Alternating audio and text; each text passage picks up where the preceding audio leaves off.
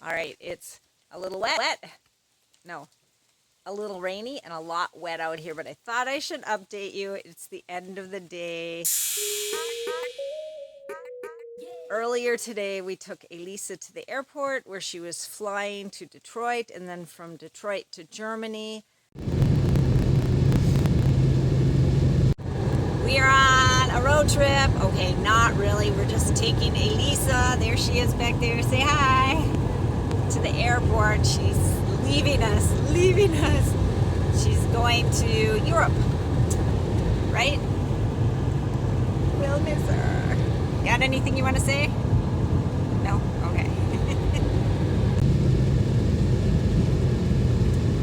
And like 2 in the morning our time she'll be arriving there, but it will be morning in Germany, and then she's going to head from Germany to Austria.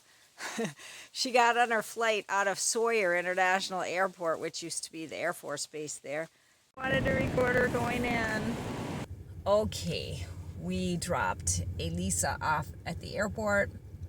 There was a little question about her ticket or her seat assignment. When we purchased the ticket for her, she picked a window seat away from the bathrooms, but they changed her seat and put her in an aisle next to the bathroom, and she doesn't want to sit next to the bathroom. So Dutch went in with her to see if they could talk to somebody at the counter. I don't know. Anyway, so we're waiting here for Dutch to come back out. I might drive around the loop again.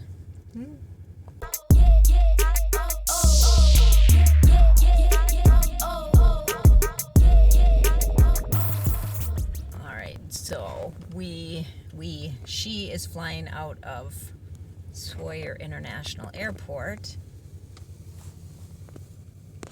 Okay, there's the parking lot. There's not much to see here. And the sheriff ahead of me. He's not in there though, so I'm not too worried. He nodded at me when he went into the building. Okay, you got everything straightened out? No, they can't do the seats for the next flight here, but they did get the pre-check fixed. Oh, good. That wasn't on her ticket? Yeah, now she can get in the line next to the one that didn't have any people in it either. Well, yeah, but they treat you differently when you've been pre-checked. They ask you to do different things or expect less of you. Yeah, they don't make you take your leg off. And we left her, of course. So, okay. But she won't have a chance then to switch her seat in Detroit. Yes, at the counter. She has to go up to the counter and change it. Oh, but she'll be running to the next flight. As soon as she gets there, she goes up to the counter and changes her seat. I'm just thinking that if the flight is full, she won't get to change her seat because everyone will be on there before her. And we get a text from her saying, the flight is delayed. She said they tried to start the plane and the plane wouldn't start, so they had somebody working on it. Oh yeah, that's something you want to hear when you're waiting to take off. But the other thing she mentioned was that, of course, when it wouldn't start, there's no power, and without power, there's no AC. So it was getting hot and stuffy in the plane. Evidently, the plane took off because I didn't hear a response from her. And next thing, she says they landed in Detroit. Now, mind you, she only had an hour layover to go from one part. If you've ever been in the airport in Detroit, if you fly in on a small plane, you have to go down through, they have a tunnel there. It's really kind of a cool tunnel to get to the rest of the airport where all the big planes fly out of. So she had to get from the small section over there through the tunnel up to the other side and to her concourse. So the plane is late taking off. Originally she only had an hour layover. She gets to Detroit and she's got half an hour.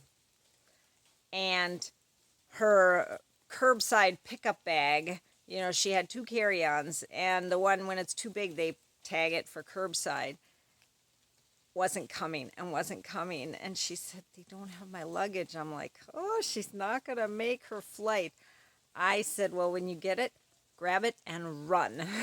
Run through. You're going to be one of those wild people running through the airport. So we're sitting in the house. All of a sudden, Dutch's phone starts ringing. And it was somebody from the airlines saying, we've got 1 minute till we're closing the gate. And I hear this and I said, tell her she's running because I knew she was running because she'd stopped texting me, which meant she got her bag. And as soon as she got her bag, she started running. So I didn't hear from her again. And the lady on the other end says, well, we're closing the gates in 1 minute. And he said, she's running. She's in the tunnel right now. She is on her way. And the woman said, are you with her? And he said, no, I just spoke with her. She is on her way. She's running. And the lady finally said, well, we'll keep it open for 2 minutes. I'm like, she is never going to make it there in time. They're going to close the gate and she's going to miss her flight. The next thing we got, Dutch got a text from Elisa, and all it said was, thank you. So they must have told her at the gate that they talked to whoever answered the phone. You know, they didn't know who he was. And that they held the gate open for her because they knew she was running. I don't know. I haven't heard yet. She's flying across the Atlantic to Germany and then to Austria. It'll be a great experience for her. Maybe she'll talk about it when she comes back. If she doesn't, I'm sure I'll share what I know. But I'm very excited for her. It's going to be a good 3 weeks for her. She's meeting up with some people at the airport in Munich. They're going to be waiting at the McDonald's. And there are other people flying in from the United States. So the group said, look for other scared-looking Americans who... so she's a little, that's the only part I think that bothers her. And then the return, because she'll have to take the train from Austria to Munich for the return flight. But yeah, it'll be good. It'll be a good experience for her. I hope that, I know where she's going to be. There'll be very limited Wi-Fi, and she won't have cell service because we don't have a plan that has cell service in Europe. And because, you know, how often do you go to Europe, you know? Last time she was there was when we went to Scotland. What was that, 3 years ago? In 2019 it must have been. So it's been a while. Can you tell I'm excited? And I'm happy that she's going. I hope she has a great trip. And I already took my contacts out. So I have my glasses, but I decided to take my glasses off for the video. But I can't even see that far as I have the camera away from my face clearly. So the camera is just kind of a little bit fuzzy around the edges. Anyway, I was just saying that because I was just kind of stepping off the step here because the step is very blurry. I can see things, like I can see Piper's at the door looking out at me, but she's just a blur, you know, so I can see trees, I can see the bird food on the ground there, but nothing is clear. And if something were coming out of the woods at me, I wouldn't be. That's funny. The other day I went and got an eye exam, and they had me take my contact lenses out, and then they use some machine to check my eyes.